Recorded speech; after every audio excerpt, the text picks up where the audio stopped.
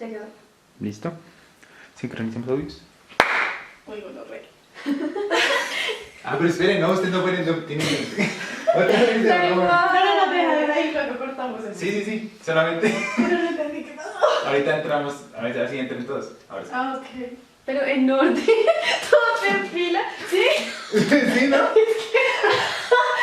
que estamos... Tomando distancia. Pero que iba a ser como la gente súper chile entrando como, ¡ey, tal cosa! Y él mató. En fila. En la derecha. 1, 2. Entremos ya. Bueno, ok. Qué loco. La producción me asustó mucho. Las cosas están muy asustadizas. Bueno, fíjate. A lo que vinimos. ¿Sí le puedo dar la vuelta? Sí, obvio. Ah, ok, es que yo necesito leer lo que escribí. ¿Me alcanzas las palomitas? Ah, tú, ¿cómo lo No, es tratas? que yo vengo a comer. Es que todo eso es para comer. Bueno, Entonces, ¿en qué sí, ya no íbamos? sé cómo hacerlo para darle la hija rica a los 5. La plata. Todo para mí lo más importante de la señora es el dinero.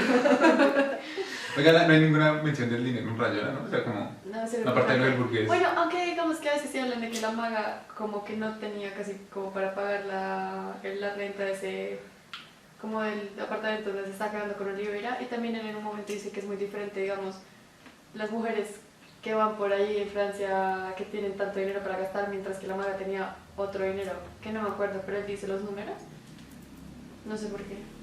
Es muy cronopiesco porque, pues, o sea, aquí me recuerdan, hace mucho recordar a Poe, que pues nunca, pues, como ese tipo de, o a Baudelaire, que todo el tiempo estaban como huyendo de los acreedores porque no tenían dinero ni nada. Ah, sí. Pues eso era muy cronopiesco, ¿no? Claro, De todas porque maneras. pues el dinero igualmente es como la gran casilla de la Ujú. gran costumbre, ¿no? Exacto. O sea, ante todo el dinero es lo que va organizando nuestra sociedad. Aunque es curioso porque, digamos, Oliveira no se habla como de su estabilidad económica nunca, tipo de dónde saca como para comer, tipo si tiene trabajo estable, si tiene, o sea, se hacen como menciones de la vida de él, pero nunca se habla de un sustento Digamos- estable por parte de Oliveira. Entonces uno, digamos a mí, quizás eso es un rasgo de la gran costumbre, pero sí Te lo esa pregunto. pregunta como de, bueno, pero muy chévere todo, viven muy bien, pero Oliveira siempre está como caminando por ahí, siempre Parchando. está con los del club, siempre está literal así parchando, pero entonces ¿de qué vive? Digamos que ahí regresamos como a lo de que París es una metáfora, porque en París él no tiene ningún trabajo, mientras que cuando llega a Buenos Aires eso sí empieza a ser súper como necesario, como empiezan a hablar desde que necesita conseguir trabajo y que Traveler está consiguiendo trabajo, también luego cuando ya termina trabajando en el, pues como en el sanatorio. En el sanatorio. De hecho, toda la adquisición del sanatorio es supremamente transaccional, o sea, Claro. a ellos les importa es conseguir, pues, como obtener la propiedad. Sí, claro. Y nosotros nunca vemos como alguna transacción en los capítulos de allá, Sí. que yo recuerde. Sí, Sí, no. es como cuando acá en Buenos Aires ya es como la realidad, ahí ya el dinero empieza también a importar. A importar más. Pues eso reforzaría lo que estábamos hablando ahorita, de que París es el cielo, ¿no? O sea, tú en el cielo no vas y no, o sea, ya no estás en el mismo círculo consumista digamos, de lo terrenal. Tipo, allá vas y no vas a trabajar, pero tus tormentos son otros. Ya no los de acá como de tipo sustento, económico, rentas, propiedades, sino que allá es como ese tipo de cuestiones como más del alma. Sí. De bienestar, de plenitud. Ajá, y el tema, por eso creo que sale tanto a la luz el tema después de lo mental, porque es que en París todo eso es como, sí, como el catalizador, y ya en Argentina nos damos cuenta que todo eso hizo como una explosión, y es Sí. por eso que está ese pico del descenso completamente de Oliveira en cuestiones como racionales, Sí, como sí, que ya no todo es tan Racionales y lógico. todo, sí. Y tiene sentido, porque... ¿No? ¿Qué vas a decir? No, que digo que deberíamos como intentar como emular de nuevo la conversación de París y Buenos Aires, como explicarles un poco más. Es que yo iba a eso porque a usted no le sabe verdad que cuando comienza el libro, de hecho, como que uno de los capítulos más bonitos para mí fue el capítulo, obviamente es el capítulo 7, es precioso, pero como que el libro comienza muy light, ¿no? O sea, como muy bello, y empieza a ennegrecerse, como a enturbiarse a medida que va avanzando. Exacto. como que uno ve la maga y ve la relación y bueno, sí estamos buscando, no sabiendo que andamos para encontrarnos, pero llega un momento en donde el libro se empieza a torcer y a volverse como muy críptico y muy denso.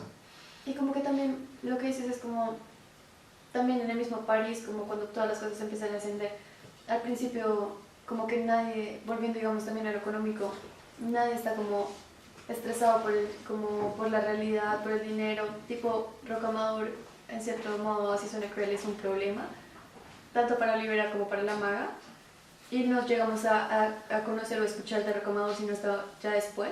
Sí. Y luego ya con la muerte de él sí es como ya todo se va en picada.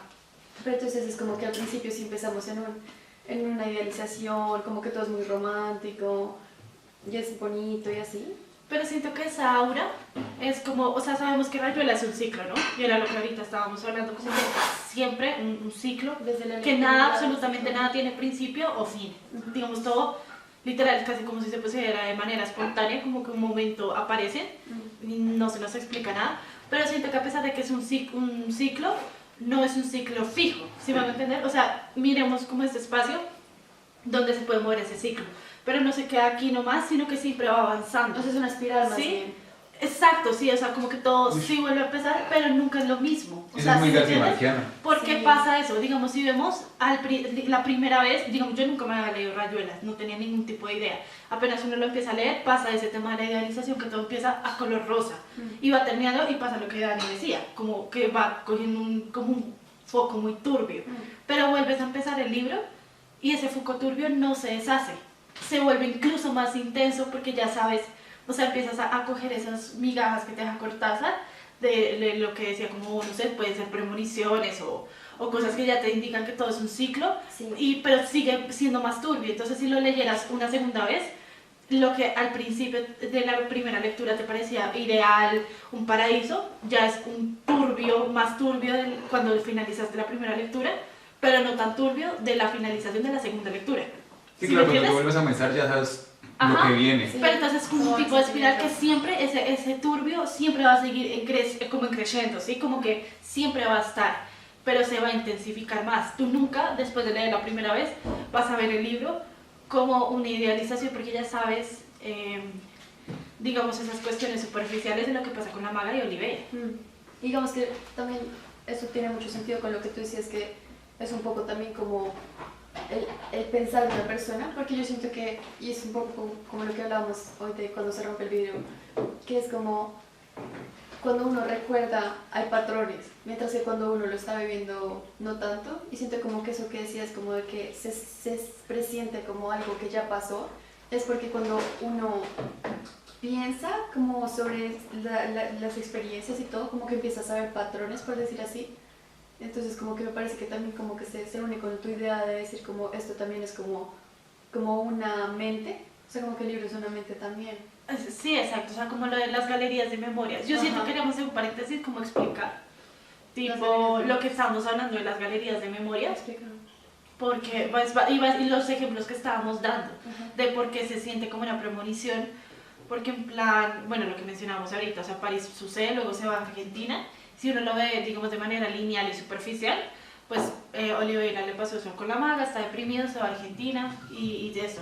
Pero el tema ahí es que cuando vuelves a leer el libro, y desde los primeros capítulos se empiezan a hacer como un tipo de, ¿cómo se le puede decir? Como o sea, como recuerdo, Unas memoria, así reminiscencias, como un tipo de antelación Ajá. a algo que ya ha pasado, pero digamos de manera lineal en el libro no ha sucedido todavía. Sí. Y uno solamente puede saber eso si ya leyó esos capítulos del final. Claro. Entonces sí es como un tipo de retroceso y eso afirmaría, digamos, la idea de que Olivera está siempre recordando un mismo suceso y es como entrar, o sea, como si Rayuela fuera el cerebro de Olivera.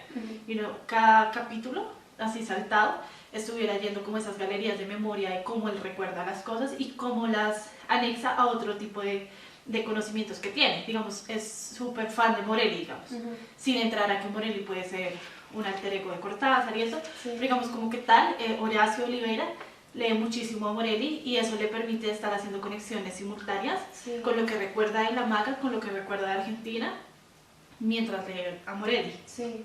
Aparte que también como esos como las borelianas, digamos, como que él va metiendo, también se siente como lo que tú dices, como de alguien que tiene, como por decir así, a la mano las cosas. Entonces como de que cuando uno está hablando, que eso yo siento que como literatos nos pasa bastante, que es como que uno está hablando y es como, sí, no sé, como decía Neruda en este poema, y uno literal lo cita, como que se siente así, como que él fuera pensando, él fuera contando esa historia, pero luego te mete una moreliana porque él dice, esto se conecta así, quiero que vaya así, o sea, como que ese funcionamiento de su lógica, de su consecuencia, como que, y nosotros entramos en ese juego. Exacto. Es que por eso, digamos, estamos hablando de ahorita el poema de paz que leímos, como que uno hace así, uno está hablando y dice como, así como dice paz en el poema Tun, y bota y eso entonces es muy real, porque eso va también de la mano del collage, que el collage es como la vida. Exacto. O sea, uno va recordando y recuerda, elige qué recordar, por decirlo así. A pesar de que nuestra memoria como que hace ese ejercicio mental de eliminar ciertas cosas, Sí. por traumas o algo, pero hay que traumas tan densos y tan profundos que sí o sí vienen a colación. Y el trauma más profundo, evidentemente, en toda la novela, es la muerte de Rocamadour. Sí. O sea, es el trauma más denso. Y que de ahí decimos como que también se siente como una suerte de quiebre.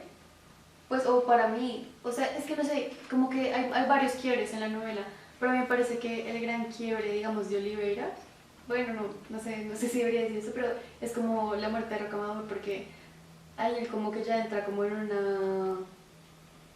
como en un, o sea... En un descenso mental, podría Exacto. decirse. Ahí comienza Ajá, porque es como un el tornado, el pico. torbellino. De hecho, si leemos el tema, ¿sabes dónde está el capítulo de Rocamadour? Creo que es el Sí. 31. Porque ahí, por ejemplo, yo le vi resto de... ¿El cuál? 31, creo. 28. O El 28. 28, listo. Aquí yo le encontraba resto de cuestiones cinematográficas en el sentido de que uno es como que utiliza esos elementos del cine cuando es como suspenso y eso, De digamos, decirte, premoniciones. ya era muy obvio que algo malo iba a pasar en ese capítulo, ¿no? Porque te lo dicen desde el principio y ya es muy obvio que tiene que ver con Rocamadour. ¿Por qué? Porque te empiezan a decir desde el principio como no estaba bien, desde capítulos anteriores, como que se necesitaba medicina, y que también te empiezan a dar unas migajas de que la maga no lo cuida, como digamos que Oliveira muchas veces le decía llévalo al médico porque ese niño está hirviendo de fiebre, y ella solo le decía unos pañitos, un poquito de medicina, Sí, y salimos. Entonces también te empiezan a decir desde muy antes, y hay un punto del capítulo donde corresponde literal como un clímax, que es mucho lo que usa el cine, tipo una frase específica donde tú sientes que ahí es el clímax de toda la novela, por lo que decía Chris, como que ahí ya es el punto del pico que vamos, y a partir de esa frase, de ese capítulo, que ya lo busco, empieza a descender absolutamente todo, y ahí entre más, o sea, empieza a descender tanto que es en los capítulos siguientes que vemos que Oliveira, toda la lógica que nos estaba presentando, no siento que pase a ser ilógico, sino que pasa a una lógica diferente, Sí. como que cambia de escala.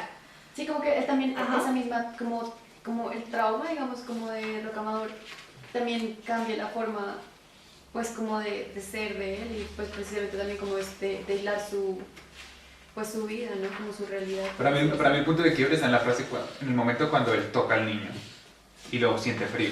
Sí, exacto. Esa parte, para mí ese es el momento crucial, ajá. porque ahí se le dice al lector, y es algo que utiliza Cortázar maravillosamente, que es el decir, el show not tell, decir Sí, y no contar. Claro. Decir, mostrar y no contar. Porque tú sabes lo que está pasando, tú sabes lo que sucedió. Sí. Tú como lector, cuando él dice, el niño estaba frío, tú sabes de inmediatamente algo está mal y está muerto. Y tú te pasas 20 hojas esperando que ellos se den cuenta. Claro. Y mientras tanto ellos siguen en una condición filosófica. Y lo que yo en esos 20 hojas o 30 hojas, porque es uno de los capítulos más largos de la novela, le increpé siempre a Oliveira es por qué no cuenta él lo que vio, lo que siente. Y porque se lo cuentan todos, ¿no? Como que se lo van contando y la única que no sabe es la maga. Es la maga.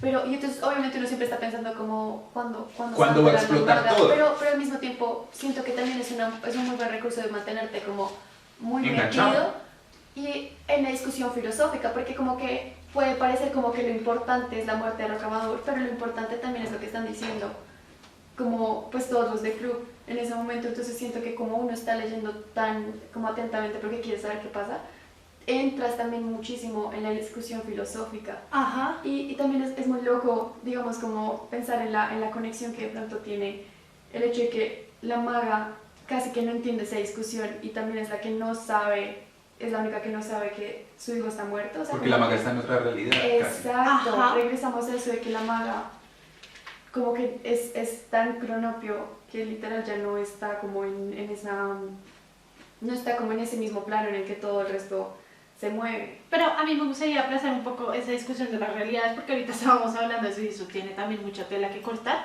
Pero volviendo a lo que decía Chris, el tema de que, como que todo, o sea, esa discusión filosófica, creo que también afirma mucho ese tema de, o sea, de lo cinematográfico del capítulo, ¿sí? De esa tensión, porque empiezan a desviar o sea, es tan fuerte el tema que uno esperaría como lector o como uno está acostumbrado, que todo el capítulo se dirija especialmente a eso, o sea, todo el foco caiga en la muerte de Rocamadour. Pero siento que también la frustración por parte del lector es que, digamos, el foco pasa a ser una discusión filosófica. Y uno está como inconscientemente, o por lo menos a mí me pasaba, como con el corazón a mil, como cuando van a decir que Rocamadour se murió y porque siguen hablando de cuestiones tan tontas sabiendo que Oliveira ya sabía, los demás sabían, y la maga solamente estaba ahí como pendiente a cuando llorara o que nadie hablara. Eso también me pareció como muy cínico, yo creo.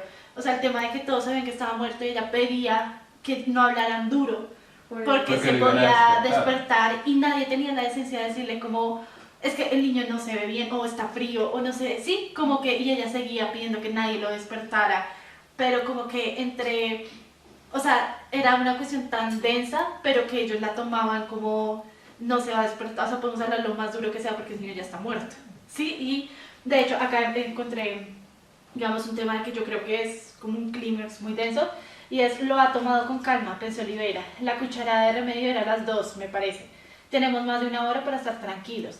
No comprendía ni quería comprender por qué ese aplazamiento, esa especie de negación de algo ya sabido. O sea, todo, o sea, ya era sabido, pero todo el mundo lo estaba pasando. Negación, negativo, sí. Eso es como el negativo de la realidad, tal como debería ser. Es decir, pero no hagas metafísica, Horacio.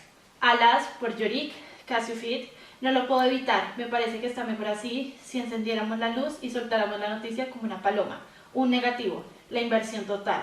Lo más probable es que él esté vivo y todos nosotros muertos, que es también el tema de ahorita podríamos pasar a lo de las realidades. Y lo es Ajá, y proposición más modesta, nos ha matado porque somos culpables de su muerte. Y ese también es un punto muy denso, el tema de que todos sabían, el niño ya estaba enfermo desde hace mucho antes y todo el mundo solamente se pasaba a darle como toquecitos y un remedio, cuando el niño estaba como agonizando, estaba hirviendo en fiebre, estaba sudando, se veía mal, estaba pálido.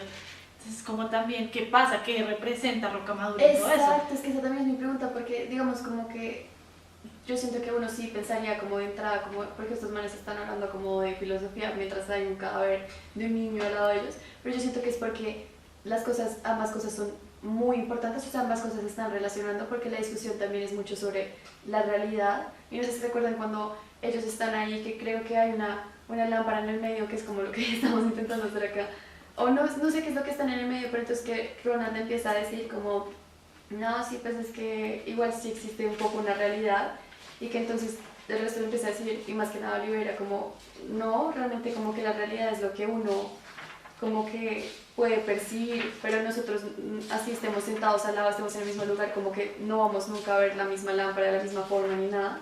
Entonces siento que como que la realidad es como el tema central en la discusión como filosófica, y también como, digamos, como se relaciona con Rocamadour y como con lo que tú acabas de decir, como cuál es la realidad entonces, o sea, como qué más importante que discutir la realidad cuando hay alguien que está muerto, ¿no? O sea, como qué más lógico que pensar filosóficamente ¿es esto? sobre eso. Exacto, pero como que nosotros estamos, o sea, en nuestro mundo de la gran costumbre estaríamos pensando como hay que hacer algo, pero ¿qué? O sea, ¿qué menos urgente que algo que ya pasó, ¿no? Pues Sí. es que ya está muerto, o sea, no lo van a traer a la vida. Pero es que la complicidad, a mí lo que me asombra es la inacción, o sea, el hecho de que todos sepan... Pero la inacción es importante. ¿Se acuerdan que la inacción es lo importante que Olivera? Y digamos, es muy loco que él diga Alas Yorick porque está trayendo a los Hamlet, que Hamlet es literal la inacción. Y la inacción es muy importante en Rayuela. Además que él en otro capítulo lo dice, que él prefiere, de hecho, que yo lo he relacionado mucho en mi diario de lectura con lo del el flaneur, como el tema de mirar la realidad y que se puede ser o perfecto flaneur o puro flaneur, y que es como ese tema de o entro, o sea, sé que hay una realidad ahí y la estoy observando y tengo la opción de entrar y embarrarme como decía Baudelaire de todo el ópera y ir por las flores, o quedarme solamente lejos viendo. Y yo creo que él es eso de veo, pero como que está tan consciente y siento que eso también es un elemento muy cronopio, tipo, es que ya no se puede hacer nada, entonces solo me voy a quedar viendo, soy consciente de esa realidad, pero porque me voy a afanar por el, que es lo que dice Chris. Claro, Es que ya, digamos, por más que ellos se apuraran y se espantaran, no o sea, no lo iban a revivir, ¿sí? Y además que era lo que hablábamos ahorita, el niño ya estaba frío. Un cadáver se supone, pues dura un rato caliente, tiene como un proceso, pero el niño ya estaba frío, o sea, digamos, ¿qué más elemento que decirnos ya no había absolutamente nada que hacer? Y con lo de la luz, que digamos eso era, cuando dice la maga prende una lámpara y la puso en el suelo, fabricando una especie de Rembrandt, que Rembrandt nos acordamos que era el pintor excelente por el tema del claro oscuro, por las luces, que Olivera encontró apropiado. Entonces también ese tema del claro oscuro, que yo en ese momento lo entendía también como esas representaciones de la pintura, porque también parte de la discusión filosófica era este tema de palabras versus colores, o sea, pintura versus escritura. Y creo que ahí eso también es un poco irónico, ¿no? Hablar de algo que tampoco tiene sentido hablar, porque por ambos lados se llega al mismo punto de que son realidades distintas. Tú mediante la escritura puedes lograr que todo Rayuela es como como una prueba de eso, pero también con ese claro oscuro y con lo de Rembrandt y con lo de la lámpara nos estaba hablando de que hay realidades distintas y que Rocamadour ya no está con ellos en esa realidad, pero tampoco, o sea, sería muy fama tratar de descubrir dónde está, se fue. Sí, pues como la gente que se va literal, pero digamos... Como la maga.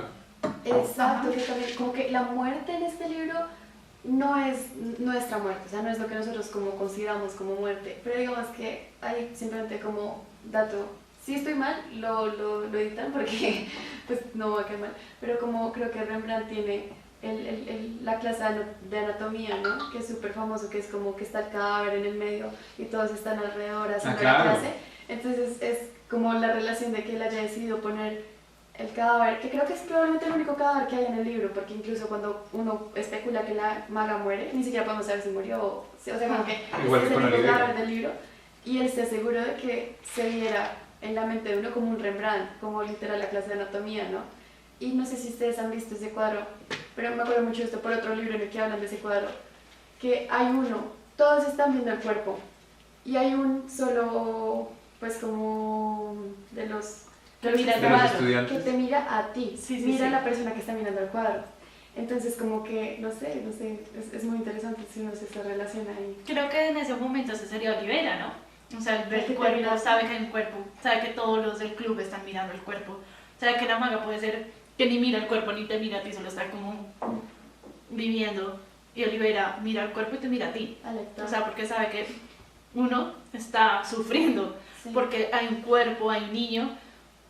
Y en ese tema, o sea, es normal que nos pase el tema de por qué la inacción, porque digamos en el mundo de la gran costumbre uno estaría acostumbrado a correr en una situación así, ¿no? Exacto. Como de asombrarse, porque la muerte, siento que ahí ponen a la muerte como un elemento muy propio del reino milenario, no la muerte como la entendemos nosotros de algo terrible, sino la muerte como ese tema de lo que hablábamos de la realidad no lineal, sino la muerte que te permite hacer esto.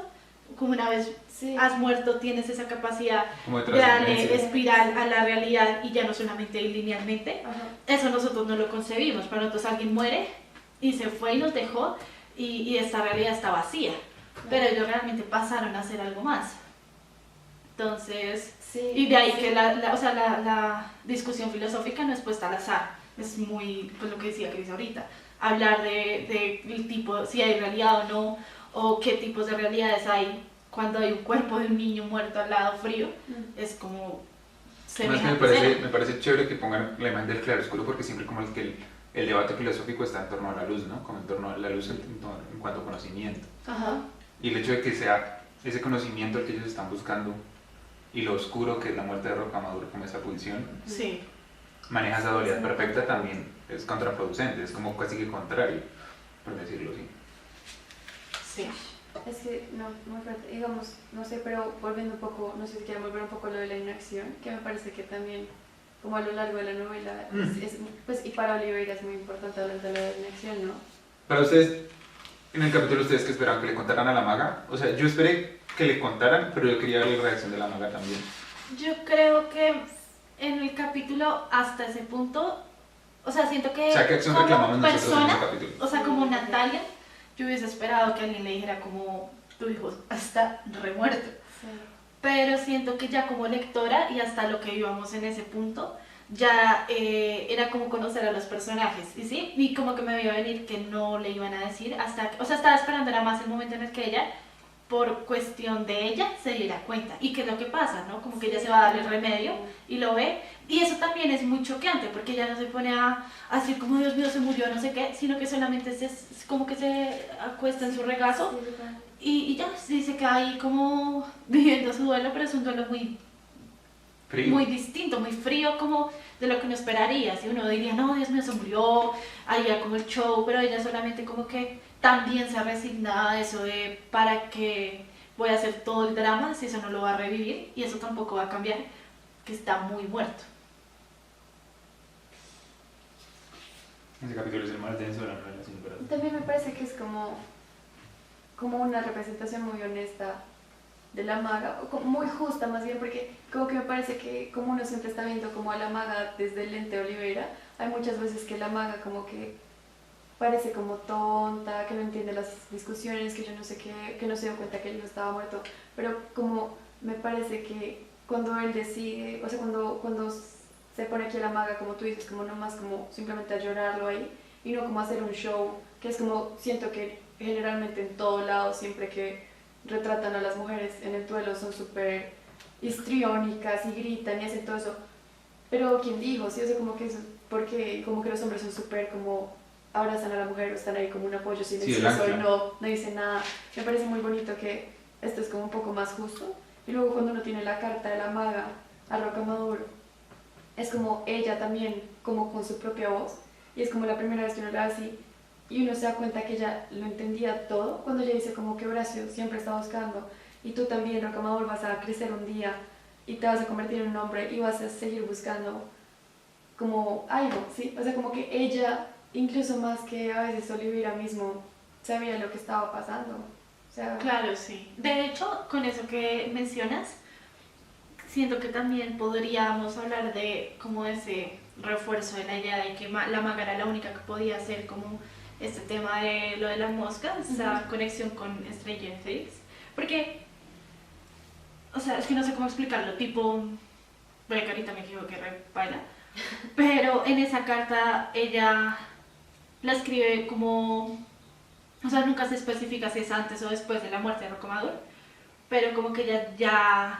sí, o sea, como que se siente un duelo ahí en esa carta, total. pero ella sigue hablando de un futuro para él, como si supiera que no se murió, ya se descompuso el cuerpo y ahí terminó el hijo, o sea, ahí ya quedó terrible, sino que como que va, o sea, pasó a otra realidad, que era lo que decíamos de, no me acuerdo en dónde es que aparece eso, pero de lo de las realidades, las varias realidades en un solo día, de un cronopio, que se diferencian del burocrático del pensamiento, donde decide tener unas realidades fijas. Entonces ella como que es consciente, muy consciente de eso, y eso también o sea, sería como muy contradictorio a lo que decía el club de ella, que ella no entiende nada, que no sé qué, pero era como la que mejor entendía ese tema de que están pasando constantemente esas realidades. Sí, es curioso. Y por eso digamos que ella es la única que puede estar en ambos lados, tanto allá, en París, y permanece como una sombra en Buenos Aires cuando Olivera está Exacto, y acá. que la ve, y te acuerdas, y Talita dice como, él me contó que la vio cuando llegó en el barco, que la vio en tal lado, que la vio en tal Del otro, puente, pero ajá. ella dice, pero no la ve como una alucinación, sino como Te algo dice que la ven. más. Exacto, exacto, como que ella, Talita está muy consciente de que Olivera no está viendo a la maga como porque le duele